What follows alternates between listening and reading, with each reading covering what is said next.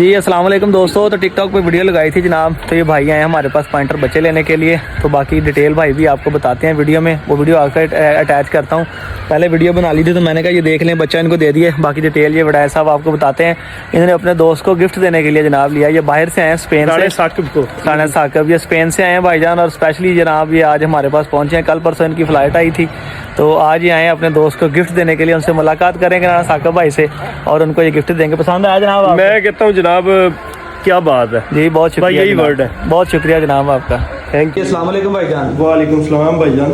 जी भाई, कहाँ से आए हैं आप? जी भाईजान, आपकी टिकटॉक पे वीडियो देखी थी, फैसलाबाद से आए हैं। जी जी। तो जनाब आए हैं तो सेम वही चीज़ है जो टिकटॉक पे देखी थी। तो बड़ा अच्छा आपने डील भी किया है और चीज़ भी वही है। चीज़ वही है भाईजान जो आपने तसल्ली की है। बिल्कुल। कहाँ से हैं फैसलाबाद आप?